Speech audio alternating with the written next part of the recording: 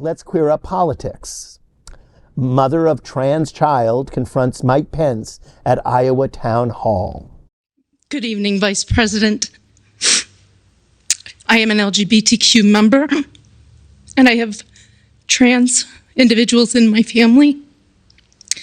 Recent anti-LGBTQ bills have been signed into law all around this United States, including here in Iowa. So far in 2023, 15 transgender individuals and gender-nonconforming people have been murdered. The vast majority of those people have been Black and Latinx transgender women. It is very hard for me to ask these questions after just hearing what I heard.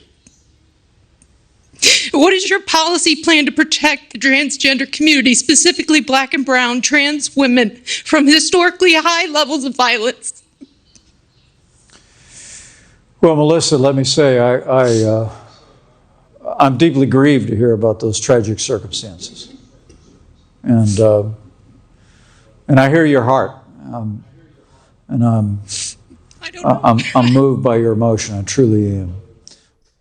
An Iowa woman who is the mother of a trans child broke down in tears when confronting former Vice President Mike Pence over his anti-LGBTQ+ policies during a News Nation town hall. Melissa McCollister, a social work professor at Grandview University, cried during an emotional exchange with the staunch conservative who's running to become the 2024 Republican presidential nominee. After Pence told the audience he would protect kids from the radical gender ideology that's taken hold in too many public schools, a visibly shaken McCollister pressed him on what he planned to do about the historically high levels of violence against transgender people across the nation. After wishing the former vice president a good evening, McCollister took a pause to fight back her tears because she voiced her views saying, quote, "I am an LGBTQ member and I have trans individuals in my family," unquote. She talked about recent anti-LGBTQ bills that have been signed into law all around the United States, including her home state of Iowa. She mentioned that so far in 2023, 15 transgender individuals and gender nonconforming people have been murdered. Pence, who proceeded to dodge the question, said he was deeply grieved to hear about those tragic circumstances and truly moved by her emotions. He has such a long history of being opposed to being welcoming to people that don't fit his construct of what an American looks like, that it is hard to believe that there's anything but ice water that runs in those veins. Yeah, based on radical Christian premise. Right, which is not Christian. Right, which is anti-Christian. Well, the only tragic circumstance that I can think of is that Mary Pence continues to draw breath every morning. Pence is as delusional as DeSantis and therefore the ideal representation and embodiment of the Republican Party. I'm sure he'll be a very popular candidate.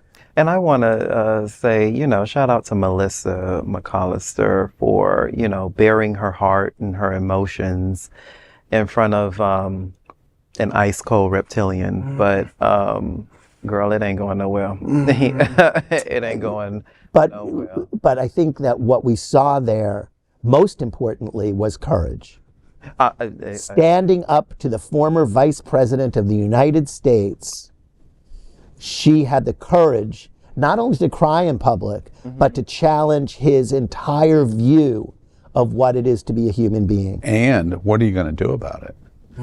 Even if you don't like them, you still have an obligation as a leader to protect life. What are you going to do? Which I thought was interesting. Robert, I'm curious, a unique opportunity, your long advocacy in New York and now at Stonewall Museum, there's so much conversation of talking about what is being coined as right flight, meaning because you don't have the rights that you need you should make a decision to flight, to leave, and specifically in trans. And I was thinking as she was speaking in Iowa, and it certainly could be front and center here in Florida. What do you think about the idea that our recommendation should be to leave for those that are the most vulnerable? If they have the resources or find the way to find the resources, they should actually leave Iowa, or they should leave Florida. What do you think about that?